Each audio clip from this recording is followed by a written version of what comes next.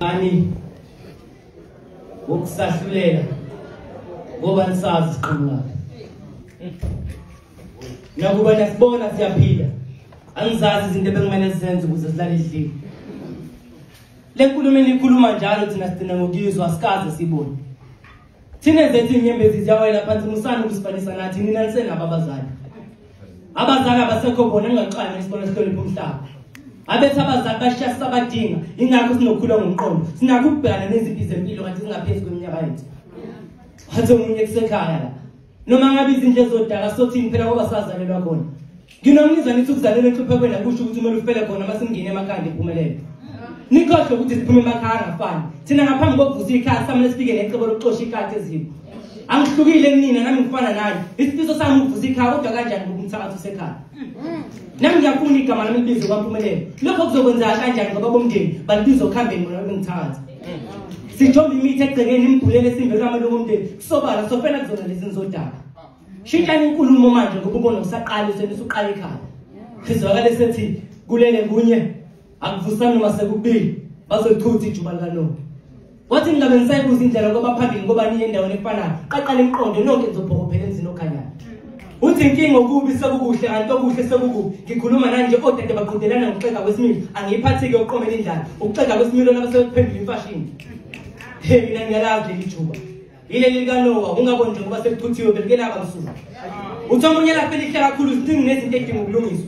Ukufihla ihlaza kunganenzi imvuna amanyana. Sekuba ngaki ngenza amantombazane edlengula hoyisi. Maqeda udaba ngabika emaphoseni ngencazo ukuthi ivukele isithunzi somndeni. Madoda kuyadumaza. Ukunibona seniqoba kangaka lembode kubeni navunda isipelo sensana. Nina usiko nithela ngehlazo ngoba makushona ilanga. Idlengula abantu besifazane kodwa masephuma. Nisuka senivunule enconsa lanigqoke namabheshi. Kodwa ngempela indaba ezitha yini ngifuna ukutshela wena ngozulu. Ngale nkondlo bengisifisa sokukhuleka Jehova. Sizwa kuthiwa uzobuya uzola nje ibandla lakho. Iqiniso ukuthi ningiletha lindile wena kodwa sesindile impendulo. Kade wasasithandaza. Umkhonto lokhu kwaze njalo ekhaya amalungu omndeni asifisela ukufa kanti thina besazi ukuthi umndeni uzoqala. Njalo makuphela isonto umngcwabo womuntu omusha nekugqinqinqinqa. Mhlambe sekuyisikhathi ke sokuthi ushintshe imkhuleko manje bazali anokunikhulela ukuthi siphile nokuthi siphumelele ngoba lempumelelo nesifisela yona iyona letholela sifike ngoba sibhangile izitha mkayini abathakathi. Shintshani imbhalo nenkulumo zenu ngoba vele izosishintshile. Tshelani ngani zikhohle imfundo ngoba manje kuyenzeka isikhathi sompumelelo kuba connection. Laqala nabona amathuna niphila namhlanje ngizongqala ukubona niphila ngoba vele nifile nina nibenphila. Uma kuthiwa izandla ziyagezana suke kushiwe zakho musandle kamathembeni kwabanye abantu. Ngaphambi kokuthi abantu besisana babize ngezinecela nikhumbuze ukuthi nabo masebengene emathandweni abazilawuli bafana nani ngalo benhliziyo.